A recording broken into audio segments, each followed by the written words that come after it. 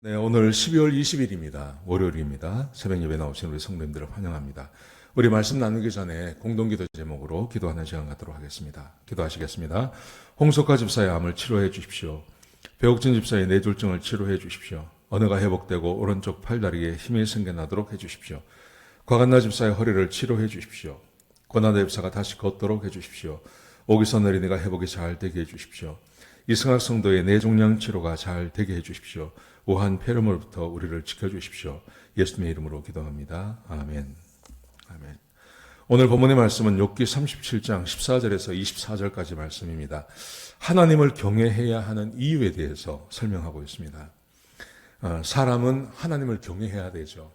오늘 본문에 보시면 24절 제일 마지막 절에 보시면요. 하나님을 경외해야 된다. 이렇게 말합니다. 하나님께서는 마음으로 스스로 지혜롭다고 하는 자를 무시하시고 거들떠보지 않으십니다. 하나님은 스스로 지혜롭다고 하는 사람들을 거들떠보지 않습니다. 사람은 뭐라고 말해야 되냐면 하나님을 경외해야 된다고 고백해야 된다는 것입니다. 그러면서 위에 보시면요. 하나님을 왜 경외해야 되는지 두 가지 이유를 드셨습니다. 자, 첫 번째 보십시오. 첫 번째는 하나님께서 행하시는 것을 사람이 알지 못합니다. 하나님이 하시는 것을 사람이 모릅니다. 여러분, 지금 세상에서 벌어지고 있는 일, 사람이 알고 있는 일이 얼마나 있을까요? 사실은 지금 우리가 살아가고 있는 21세기는 굉장히 많은 그 과학적인 발전이 있지 않습니까? 먼 우주도 바라볼 수 있고 또 아주 그 미세한, 극미세한 것도 작은 것도 볼 수 있는 그런 어떤 실력이 사람에게 있습니다. 여러분, 그렇다고 해서 지금 세상에서 벌어지고 있는 모든 일을 다 알 수 있는 것은 아닙니다. 오늘 본문에 보시면 몇 가지를 말합니다. 자, 하나님께서 행하시는 것을 알 수 없습니다. 어떻게 그러냐 하면, 자, 14절에 보시면요. 15절에 보시면, 어떻게 구름 속에서 번쩍이는지를 아는가? 구름 안에서 번개가 번쩍번쩍 하는 거 아는가? 하는 거예요. 우리는 안다고 생각하죠. 그리고 그렇지만 모두 다 아는 것은 아닙니다. 제가 미시시피에 살 때, 미시시피에 삶에 가면요. 거기가 걸프만이 있습니다. 걸프만이 있어서 바닷가가 바로 옆에 있어요. 그러니까 제가 살던 곳이 그곳이었습니다. 근데 1년에 한 번, 딱 1년에 한 번, 바닷가 쪽 하늘에는요, 번개가 쳐요. 밤새도록 번개가 쳐요. 근데 번개가 그냥 한두 번 치는 게 아니라 마치 불꽃놀이 하는 것처럼 구름이 꽉 껴 있는데 그 구름이 껴 있는 곳에서 번개가 밤새도록 쳐요. 근데 이 육지 쪽에는 별이 떠 있어요. 정말 신기합니다. 그걸 보고 있으면요, 전율이 느껴져요. 거기다가 번개가, 보통 번개는 위에서 밑으로 치지 않습니까? 근데 그때는 번개가 워낙 많이 치니까요, 번개가 옆으로 쳐요. 좌에서 우로, 우에서 좌로. 번개가 막 옆으로 왔다 갔다 해요. 그리고 번개 수백 개가 한 번에 막 쳐요. 그거는 어떻게 설명을 못 하는 거예요. 번개, 우리가 생각하는 번개라는 거는 천둥이 치고, 번개가 번쩍하고 천둥 치고, 한 번씩 치는 거 아닙니까? 근데 1년에 딱 하루만 그럽니다. 매년 그럽니다. 아주 신기합니다. 자연현상을 과학이 발전해서 모든 걸 다 안다고 생각하지만 잘 모릅니다. 왜 이렇게 가무는지, 왜 비가 오지 않는지, 또 어떤 지역에는 왜 비가 오는지, 어떤 지역에는 눈이 그렇게 내리는지 사람들 잘 모릅니다. 설명은 할 수 있죠. 근데 왜 그런 일이 벌어지는지는 지금도 잘 모릅니다. 하나님이 하시는 일을 사람이 어떻게 다 알 수 있겠습니까? 16절에 보시면요. 완전한 지식을 가지신 하나님께서 행하시는 이런 일을 너는 아느냐? 엘리후가 욥에게 말을 하는 겁니다. 욥이 하나님이 잘못되셨고 자기는 잘못한 거 없다고 하니까 욥이 그런 말을 하는 거죠. 그래? 그러면 너는 하나님께서 행하시는 일을 아느냐? 알 수 있는 사람이 누가 있겠습니까? 아무도 모릅니다. 17절에 보시면 남풍이 불어오면 더위가 오는 이유를 아느냐? 아마 이스라엘이 그런 것 같아요. 남쪽에서 바람이 불면 그러면 덥고 북쪽에서 바람이 불어오면 시원하고 북쪽에는 헬몬산이 있거든요. 그 헬몬산은 만년설이 있다고 합니다. 그래서 일정한 높이 이상에는 늘 거기에는 눈이 쌓여 있는 거죠. 그래서 북쪽에서 바람이 불어오면 그러면 여기가 좀 시원하게 되는 거죠. 우리가 살고 있는 여기와 마찬가지 아닙니까? 저기 북쪽에 있는 마운틴 발디에서 바람이 이렇게 불어오면 좀 시원한 바람이 불지 않습니까? 지금 그렇게 설명하는 겁니다. 왜 북쪽에서 바람이 불면 춥고 남쪽에서 바람이 불면 덥냐? 그 이유가 뭐냐 도대체? 바람의 방향이 바뀌었을 뿐인데 왜 한 곳은 덥고 왜 한 곳은 춥냐? 이거 모른다. 하나님을 경외해야 할 이유, 하나님께서 행하시는 것을 사람이 알 수 없기 때문에 그렇습니다. 4,000년 전에 뭘 알았겠습니까? 지금도 잘 모르는데요.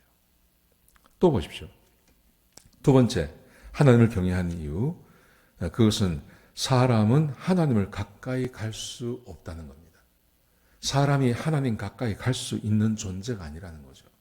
자, 이렇게 예를 들었습니다. 21절에 보시면요.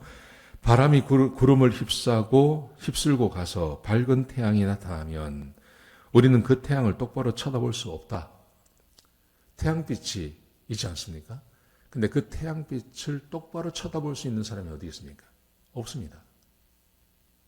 구름이 껴 있을 때는, 희미하게 태양이 보일 때는 다 볼 수 있습니다. 근데 바람이 불어서 그 구름을 치워버리고 햇볕이 강력하게 쬐일 때 그 햇볕을 똑바로 쳐다볼 수 있는 사람이 어디 있습니까? 없습니다. 여러분, 그런데 그 태양 누가 만들었습니까? 하나님께서 만드셨습니다. 하나님께서 태양을 만드셨습니다. 하나님께서 만드신 태양도 똑바로 쳐다보지 못하는데 그 하나님을 어떻게 사람이 쳐다볼 수 있겠습니까? 있을 수 없는 일이라는 거죠. 22절에 보시면 마찬가지로 하나님께서 금빛 광채를 바라시면 그분의 위엄 때문에 감히 쳐다볼 수 있는 사람이 없다. 하나님께서 광채를 바라시면, 하나님께서 나타나셔서 광채를 바라시면 그 하나님을 볼 수 있는 사람이 없다는 겁니다. 출애굽한 백성들을 생각해 보십시오. 하나님께서 출애굽하셔서, 백성들이 출애굽하셔서 해서 시내산에 왔습니다. 시내산에 오셔서 하나님께서 이스라엘 백성들을 만나 주셨어요. 우릉우릉 하고 하나님께서 직접 말씀하셨어요. 직접 말씀하시는 그 소리를 백성이 들었습니다. 그리고 모세에게 이렇게 말을 합니다. 하나님께서 직접 말씀하시니 무서워서 우리가 설 수가 없다. 그러니 하나님께서 당신에게 말하게 하고 당신이 하나님의 뜻을 우리에게 전해 주십시오. 하나님께서 직접 말씀하지 않게 해주십시오. 그렇게 요구합니다. 하나님을 직접 본 것도 아니고 하나님께서 말씀하신 것을 들었을 뿐인데 백성들이 그렇게 무서워서 벌벌 떨고 다시는 하나님께서 직접 말씀하지 않게 해달라고 요구하고 있는 겁니다. 하나님의 존재가 그런 것입니다. 우리는 이런 것을 경험하지 못합니다. 우리는 이런 것을 경험하지 못하기 때문에 하나님이 얼마나 크신 분인지 모르는 겁니다. 그런데 이스라엘 백성들이 조금 경험하고 그들이 하나님께서 직접 말씀하신 것을 말아달라고 그렇게 요구하고 있는 것입니다.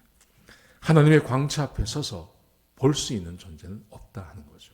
하나님 가까이 갈 수 있는 사람이 없습니다. 23절에 보시면요. 그렇게 이렇게 말합니다. 또한 하나님께 가까이 갈 수도 없고 그 권능이 탁월하시고 그 공의가 공의로우시기 때문에 하나님 가까이 갈 수 있는 사람이 아무도 없습니다. 너무나 탁월하시고 너무나 공의로운 분이기 때문에 그 하나님 앞에 바로 서서 하나님을 볼 수 있는 사람이 없습니다. 그렇게 말을 합니다. 사랑하는 성도 여러분, 하나님을 왜 경외해야 됩니까? 사람은 하나님의 말씀을 듣고 하나님을 경외해야 됩니다. 왜냐하면 하나님께서 행하시는 일, 하나님은 워낙 전능하시고 워낙 뛰어나신 분이라 하나님께서 하시는 일을 알 수 있는 사람이 아무도 없습니다. 우리가 세상에 살면서도 한 분야의 대가가 있습니다. 그 대가를 앞에 서면 왠지 움츠러지지 않습니까? 운동을 하시는 분들은 운동의 대가를 만나면 왠지 그 앞에서 주눅이 들지 않습니까? 그런 것처럼 사람이 완전한 능력을 가지고 있는 하나님 앞에 바로 설 수 없는 겁니다. 거기다가 하나님께서 광채를 바라시면 그 하나님 존재 앞에 서일 수 있는 사람이 한 사람도 없습니다. 여러분, 그러므로 사람이 해야 될 일이 뭘까요? 하나님을 경외해야 되는 거죠. 하나님 말씀에 순종하고 하나님을 사랑하고 하나님 말씀대로 순종하며 살아가는 하나님을 경외하는 것이 사람에게 필요한 것입니다. 여러분, 이런 말씀들을 우리가 하나님을 꼭 만나봐야 아는 것은 아닙니다. 하나님을 직접 만나보지 않았지만 성경에 기록되어져 있는 하나님에 대한 묘사, 하나님에 대해서 기록한 것을 보면 우리가 하나님을 어떻게 대해야 되는지를 알 수 있는 겁니다. 지혜로운 사람은 하나님에 대한 말씀을 보면서 하나님에 대한 자기의 태도를 결정하는 것입니다. 하나님을 경외하시기 바랍니다. 하나님을 깊이 경외하시기 바랍니다. 하나님 말씀에 순종하시고 하나님 말씀을 따라 살겠다고 다짐하시는, 그렇게 오늘 하루를 살아가시는 저와 여러분 되시기를 주의 이름으로 축복합니다. 기도하시겠습니다. 아버지 하나님, 하나님을 경외하며 살게 하여 주옵소서. 하나님의 지식이 얼마나 뛰어나시고 하나님이 얼마나 높으신 분인지 알고 하나님을 경외하고 하나님을 사랑하는 주의 백성들이 되게 인도하여 주옵소서. 주님 감사합니다. 예수님의 귀하신 이름으로 기도드렸습니다. 아멘.